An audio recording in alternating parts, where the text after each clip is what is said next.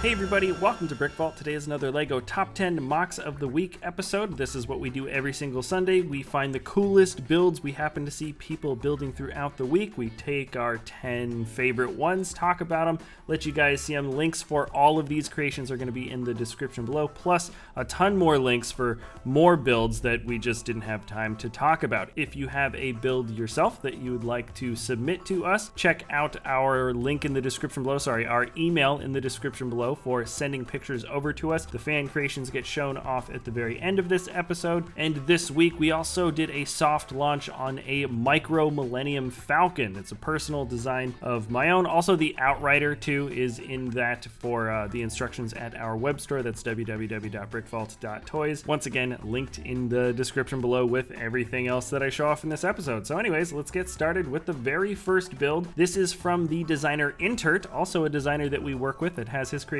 up in the web store. This is number 12, Grimmauld Place, one of the cooler micro builds I've seen in a long time. I have a feeling there is maybe a bit of that Harry Potter inspiration from the latest micro Hogwarts castle set, because it is a Harry Potter micro build. Inthert did show a little video of the transformation here, and frankly I haven't seen an action like this look so incredibly smooth. The apartment buildings split open because there's that spell that kind of keeps this place hidden away from those that don't know it's there, and it's an absolutely amazing function. There's a lot of little details I'd like to point out, but I don't have time to pour over everything, so just take a look at those stairs for the front entrances right there with the clipped little wing pieces that go by those jumpers. Really cool effect. And here is a September ship sneaking in at the very end of September. This is SL Fails, the Frontline Artificial Intelligence Logistics Supervisor ship. The designer is Simon Liu, and frankly I just think the shape is amazing, the scale is very impressive, and the underlying yellow slits that stick out between these black panels just create a really fun effect. A lot of the links in the description below are also September ships that we didn't have time to get to last week. And then by pure coincidence, number 8 in this episode is also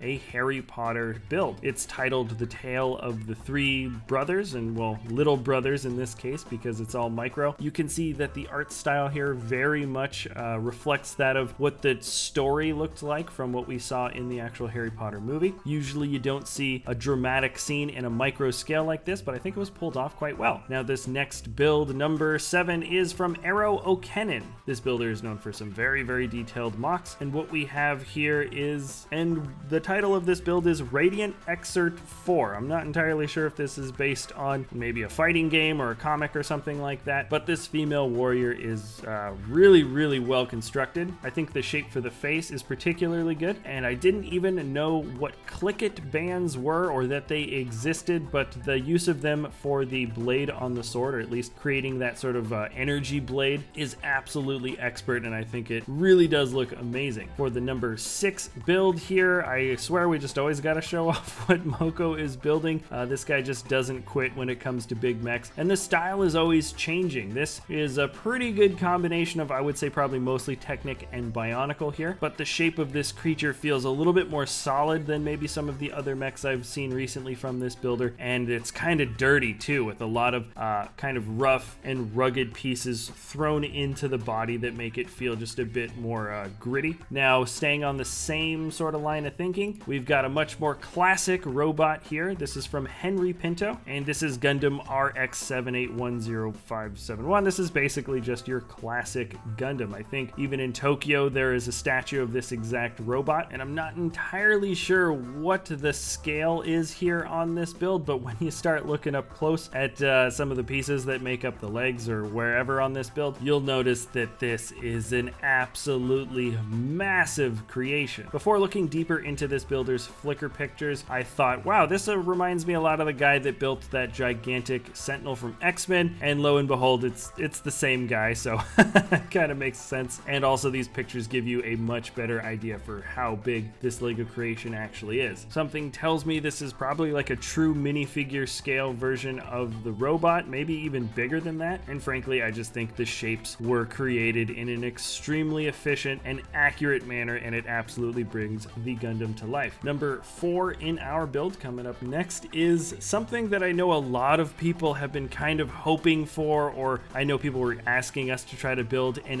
extension onto the Lego Ninjago City or the Docks sets because they're just amazing modular creations, and Galaktek seems to have done it. This is the Pagoda Park, and everything you're looking at here is, I believe, a totally original creation, shape, and design, but you can see that the art style has very much been held true to what the Ninjago City sets have also employed. Just like the Lego sets themselves, there's just a massive amount of really fun details and colors mixed together, and it's hard to kind of glom onto any one single thing.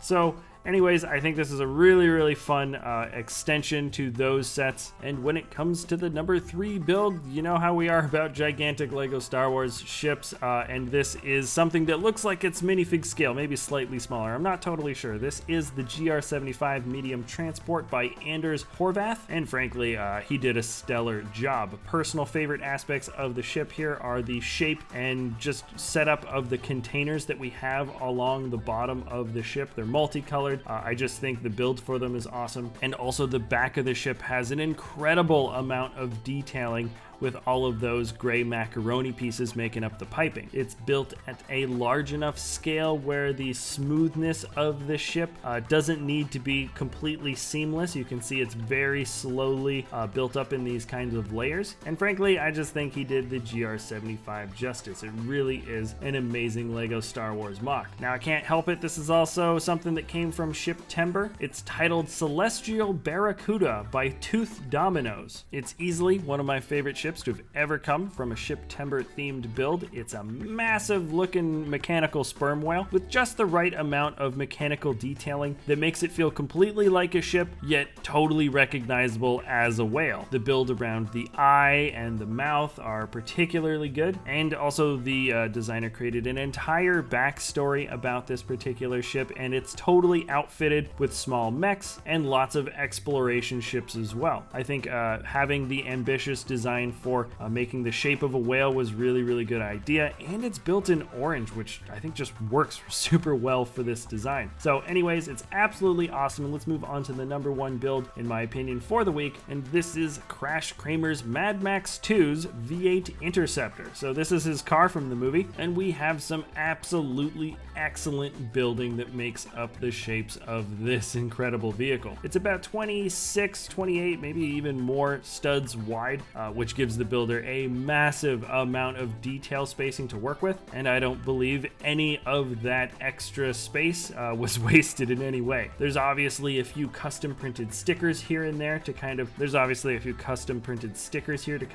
bump up the detailing just a little bit more, but the build quality is absolutely top notch. I like that the designer, even at this large scale, still managed to kind of bend pieces here and there just to get a bit more extra accuracy when making certain lines of the sheet metal match up, and this is just something that would be amazing personally for me to take a closer look at actually face to face in person. Now that's basically it for the top 10 MOCs of the week. Remember, there's a ton more links in the description below, and if you want to send pictures of your own to us for the fan MOC creation segment, check out the links in the description below. Check out our email for sending pictures on over to us. Thanks again for watching, everybody, and now it is time for the fan MOCs of the week.